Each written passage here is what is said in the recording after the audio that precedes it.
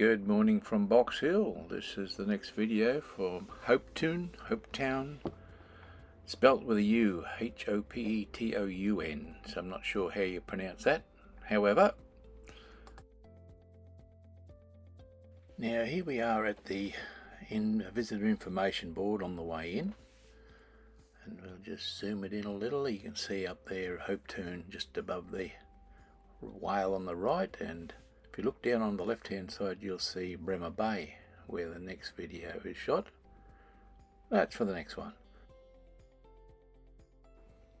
Now a little bit about the name of the town. The best I can find out, Hopetoun is named after a very early Western Australian governor. At least that's the best I can find out. Now on to the way down from the Albany Highway. We're just travelling through some lovely land again.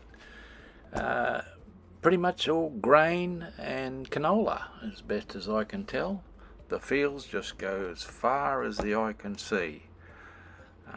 It's all just very open, flat country, and sand everywhere.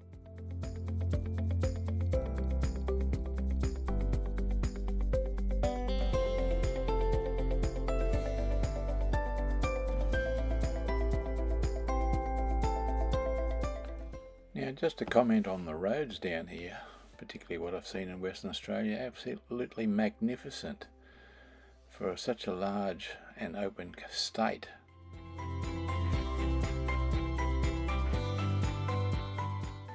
And here you can get another eyeful of this grain storage. These storage structures and open buildings are massive, and I guess you've got to have somewhere to store this stuff before you can get it off to the wharf for shipping. But the storage buildings are huge. And here we have an example of an open wheat field. They've just all been harvested, of course, so it's just the leftovers. And then we have a canola field, and have a look how far the horizon goes. These things are thousands of acres. Coming into town, visitor centre there on the left. We had a couple of photos there on the way in of the visitor board. And that car wash, as we come through there, that car wash becomes important. Yeah, that's right. GWR has a bath, and we get rid of all that nullable crud.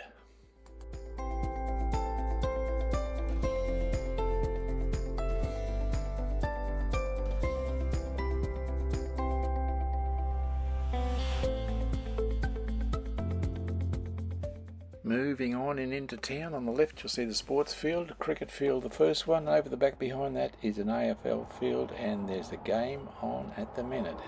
It is, after all, Saturday, it's game day.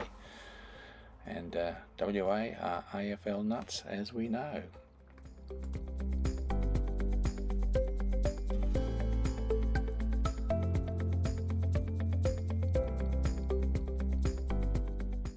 Heading down the main street, on the left is a bakery, and we're heading towards the ocean. But on the right hand side you can see the bargain of a lifetime. Yep, you can have this lovely little beach shack for 600 grand. Opportunity of a lifetime. Alright, there's the pub on the right hand side where I had a couple of beers and dinner, and right down here we go, drive out onto a huge rock groin. That's all artificial, obviously, and I've never seen anything like it. It's huge, and it's all covered in the middle with soil and dirt and, I guess, road base. But it's absolutely beautiful out here. You get a wonderful view of the Southern Ocean. The water's crystal clear. You literally, you can see the bottom of the ocean. Fantastic. It's something I've never seen before.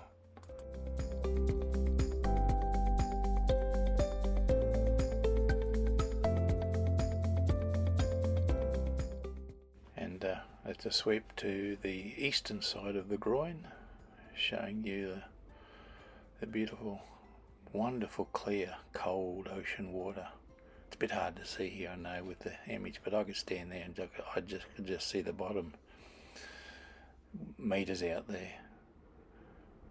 Absolutely beautiful. It's quite chilly, actually, quite chilly even looking at it. You know that water's cold. You don't want to be swimming in that.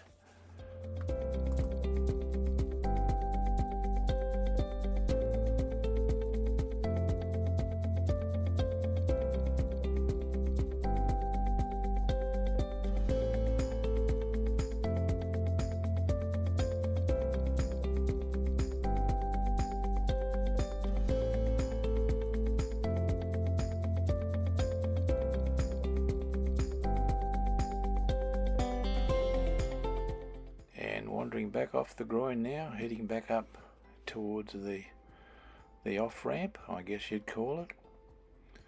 And up on front there on the left hand side you can see the pub overlooking the groin. I did take some photos from inside the pub, but it was raining at the time all over the window and it was nothing, just blur, so I haven't included that in this video footage.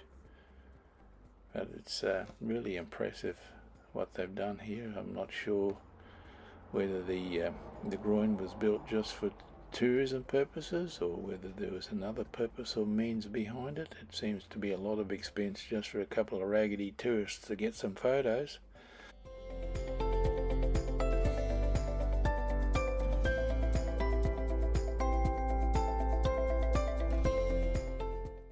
And as we come up the off ramp, there's the pub in front, and around to our left, a parking area, toilets and showers, and again looking straight out over that groin we've just been on.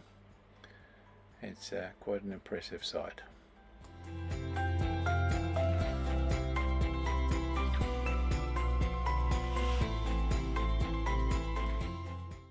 So this is the RV free campsite I stayed in.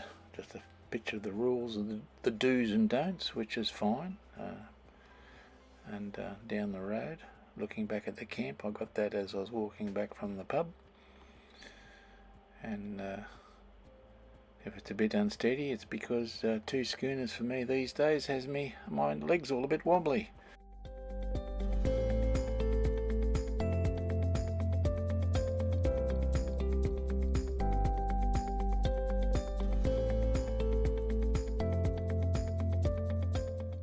So late the next morning, I believe, the Sunday, after editing the last video of Esperance, we're heading off. It's literally only a 5-minute walk out of town here. It's not far at all, and we'll get back on the main drag. There's our $600,000 house, if you guys are interested, in front there. It'd be great if you're retired living down this way. Heading on out, there's the as it turns out to be, van wash, or ute wash apparently. And here she is, all spick and span, neat and tidy and ready to rock and roll. Now, I don't normally take footage of toilet disposal, but I had to get this sign in. It's great. I know I didn't write it, somebody else has put it there. I think that's marvellous. The farmers out here really have a sense of humour. Look at this sculpture. This is all done out of corrugated iron at the entrance to a property. And this watering can is an absolute cracker. My apologies for the lack of drone footage. I have no excuse other than the fact I forgot. See you next one.